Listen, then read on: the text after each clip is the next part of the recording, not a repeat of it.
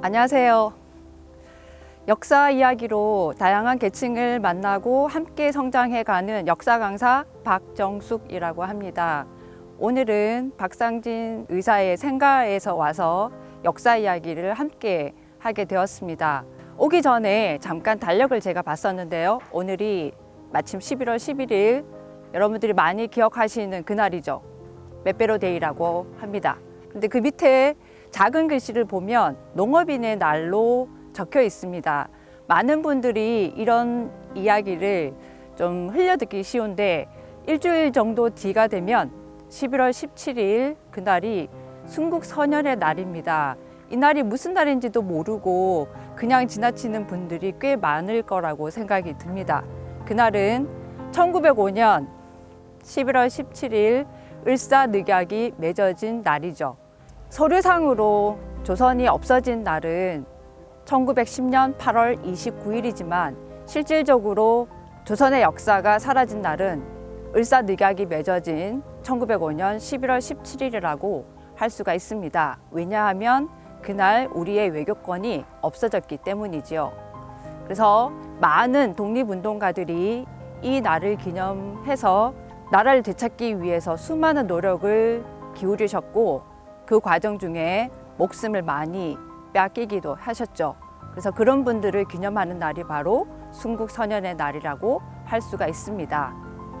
이처럼 순국선열의 날과 같이 우리가 기억해야 될 날이 여러 가지가 있습니다. 그 중에 3.1 만세운동이 있었던 3.1절, 그리고 우리나라 헌법이 제정되었던 제헌절, 그리고 일제의 강압으로부터 다시 빛을 찾은 광복절, 그리고 당군이 하늘을 열었다고 하는 개천절, 그리고 세종대왕이 우리 한글을 만들었던 한글날이 있습니다.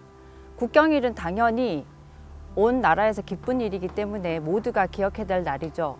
하지만 제가 생각하는 또 다른 날은 나라를 되찾았거나 아니면 되찾기 위해 노력하셨던 분들이 목숨을 버려서까지도 지키고자 했던 그런 날을 우리가 더 기억해야 되지 않을까 생각합니다. 네, 5대 국경일 이외에 우리가 더 기억해야 될 날이 있습니다.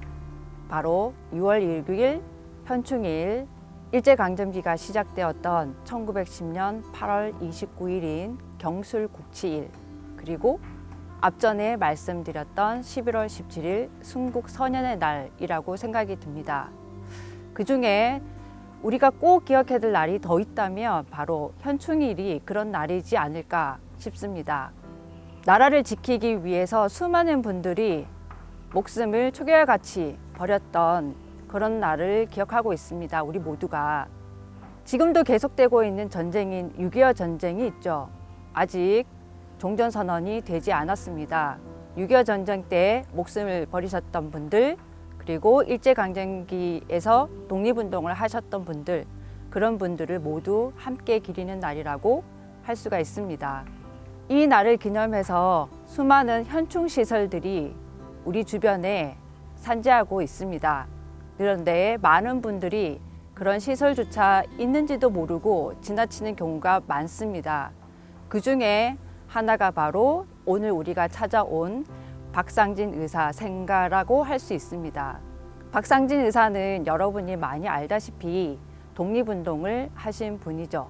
울산을 대표하는 독립운동가라고 할 수가 있습니다.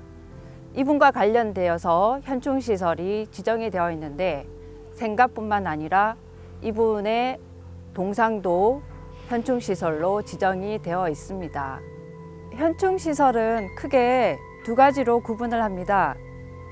한쪽은 국가 수호를 위해서 목숨을 버리셨던 분들을 기념하는 시설이고요. 또 하나는 독립운동을 하신 분들을 기리는 시설입니다. 박상진 의사의 생가는 후자인 독립운동을 하신 그와 관계된 현충시설이 되겠죠. 박상진 의사는 1884년에 이곳에서 태어나셨습니다. 하지만 100일도 채 안 되어서 큰아버지인 박시룡의 양자로 들어가게 됩니다. 그리고 박시룡은 경주 녹동 마을에 집이 있었기 때문에 그쪽으로 가서 생활을 하게 되었죠. 여기는 박상진 의사의 생부인 박시규의 집입니다. 어찌 보면 박상진 의사는 울산보다는 경주에서 생활을 더 많이 하셨다고 할 수 있습니다. 하지만 이분이 태어난 곳은 바로 이곳이기 때문에 여기에 유적공원이 형성이 되어 있고, 제가 2015년에 여기 처음 방문했을 때만 하여도 이 주변이 이런 모습이 아니었거든요. 주변은 모두 가림막으로 쳐져 있고 박상진 의사 생가만이 덩그러니 하나 남아 있었는데, 지금은 정말 깨끗한 모습으로 자리 잡고 있어서 감회가 새롭다고 할 수 있습니다. 흔히 우리가 하는 말 중에 될성 부른 나무는 떡잎부터 알아본다는 말이 있죠. 박상진 의사도 그런 경우입니다. 4살인가 5살 정도 되었을 때 집 주변을 찾아왔던 한 할머니가 계셨는데 동냥을 하고 있었습니다.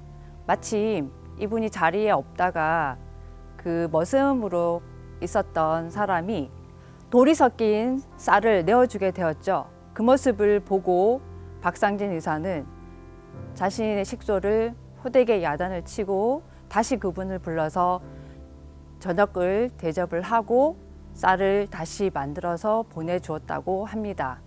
이것처럼 당시 양반가에서는 인품이 있는 집안 같은 경우에는 어릴 때부터 교육이 남달랐고 박상진 의사도 그런 부모님 밑에서 자랐다고 할 수 있죠. 양부모였던 박시룡이나 아니면 생부였던 박시규 모두 과거에 급제하셔서 높은 자리에 계셨던 분입니다. 그리고 어릴 때부터 이 집안과 왕래가 있었던 왕산 허위 문화로 들어가게 됩니다. 의병장으로도 활동을 많이 하셨고 나중에 13도 창의군이라는 걸 결성해서 마지막 전투에 이르기까지 엄청 노력하셨던 분입니다. 당연히 그분을 스승으로 모셨던 박상진 의사도 그분의 영향을 받게 되었죠. 박상진 의사의 호는 고헌이라고 합니다. 이 고헌도 왕산 허위가 지어준 이름입니다. 그리고 왕산 허위의 권유로 서울에 있는 양정의숙에 들어가게 되었죠. 양정의숙은 엄주익이라는 사람이 세운 사립교육기관이었습니다. 여기에서 박상진 의사는 전통적인 유림의 사고에서 벗어나 새로운 신문물을 접하게 되었죠. 그리고 그 이후 법률을 공부하게 됩니다. 그리고 1909년 사법시험을 치게 되죠. 1910년에 합격을 하게 되었지만 평양법원으로 발령을 받았었는데 부임지로 가지 않았습니다. 박상진 의사가 재판을 관여하게 된다면 결국은 우리의 수많은 독립운동가들의 목숨을 빼앗는 결과밖에 되지 않았기 때문이죠. 자, 그 이후 박상진 의사는 중국으로 가게 됩니다. 더 많은 세상을 보기 위해서이죠. 거기에서 만주에서 활동하는 수많은 독립운동가들과 교류를 하고 또 순원을 만나서 우리의 독립 방향을 제시를 받고 함께 나가는 길을 모색을 하게 됩니다. 그리고 돌아와서 1912년 대한독립의금부에 가입을 하게 되었죠. 자, 그런데 대한독립의금부 같은 경우에는 고정의 밀명으로 만들어진 것이기 때문에 복벽주의라고 해서 예전 체제로 돌아가는 것이었습니다. 그런데 이것도 활동의 한계가 있게 되죠. 그 이후 좀 더 체계적인 독립운동의 방향을 모색하던 중 조선국권회복단이라는 것을 조직하게 되었습니다. 조선국권회복단은 1907년에 만들어졌던 신민회와 마찬가지로 애국개몽운동 계열과 의열계의 사람들이 모여서 만든 조직입니다. 그런데 활동을 하면서 좀 더 무장투쟁 쪽으로 기울어진 박상진 의사는 박상진 의사를 따르는 무리들과 함께 풍기에서 조직되었던 광복단과 손을 합치게 됩니다. 그 이후 1915년에 만들어진 것이 대한광복회입니다. 대한광복회 같은 경우에는 애국개몽운동보다는 좀 더 무혈투쟁에 가까운 것을 하게 되죠. 의원금을 모집을 하고 만주나 연해주 쪽에 있는 독립운동가들에게 정보와 군자금을 전달하는 역할을 하게 됩니다. 대한광복회의 활동은 크게 보면 두 가지라고 할 수 있습니다.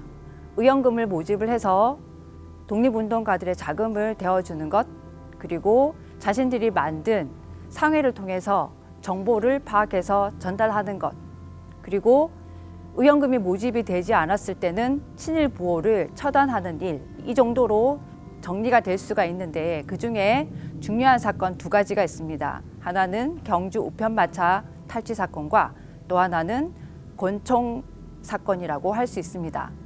경주 우편마차 탈취 사건 같은 경우에는 경주 영덕 영일 쪽에 일제가 징수했던 세금을 중간에서 탈취하는 작전인데요. 이 작전이 크게 성공을 했습니다.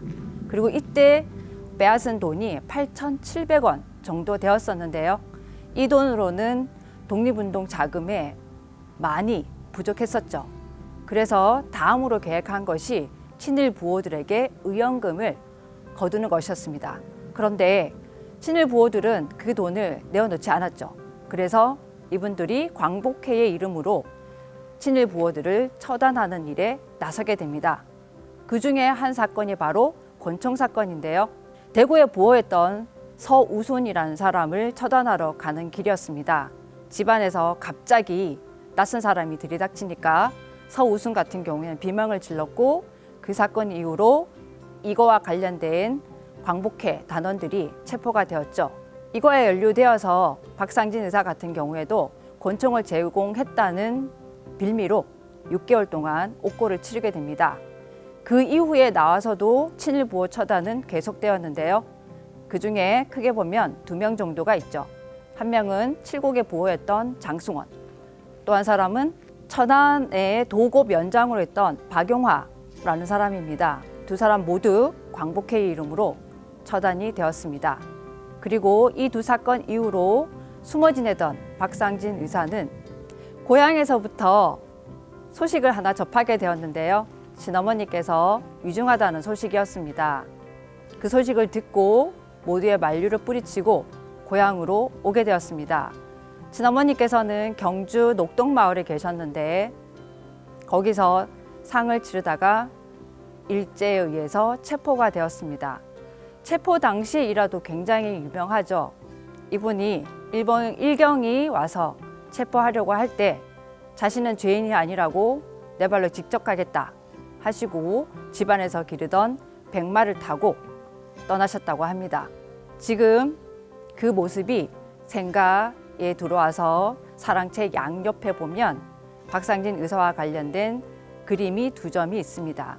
하나는 박상진 의사께서 체포되어 갈 때 백마를 타고 가시는 모습, 그리고 또 하나는 대한광복회에서 회의를 하는 모습인데요. 많은 분들이 잘 아시다시피 김좌진 장군 같은 경우에는 대한광복회에서 부사령을 맡고 계셨죠.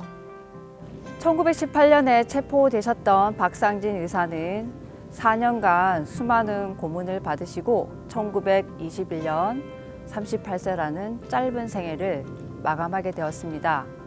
지금 뒤에 보이시는 건물은 박상진 의사 생가 중에서도 곡간체입니다. 이 곡간체가 지금은 박상진 의사 기념관으로 활용되고 있습니다. 안으로 들어가서 내용을 한번 살펴보도록 하겠습니다. 여기는 박상진 의사 기념관입니다. 곡간체로 쓰이던 것을 이렇게 활용을 하고 있습니다. 여기를 보시면 출생과 성장에 관계된 내용부터 뒤쪽에 보시면 스승이었던 왕산 허위, 그리고 다시 돌아와서 광복회 결성 과정에 연결된 것, 그리고 이분들이 활동하셨던 2가지 사건, 앞전에 말씀드렸던 경주 세금마차 탈취 사건, 또 하나가 대구 권총 사건이 나와 있습니다. 여기는 박상진 의사께서 남기신 편지나 나머지 유물들이 함께 전시되어 있고 광복회와 독립운동이 어떻게 연결되고 이루어졌는지가 전시되어 있습니다. 박상진 의사의 생애가 연표로 정리가 되어 있습니다. 1884년 출생하셔서 1921년 돌아가실 때까지, 그리고 우리가 해방이 될 1945년 8월 15일까지가 정리가 되어 있죠. 앞전에 말씀드렸다시피 우리의 근현대사는 정말 격동의 세월이었다고 할 수 있습니다. 그 세월을 오롯이 걸으셨던 수많은 분들이 계신데요. 그중에 오늘은 박상진 의사에 대해서 알아보았습니다.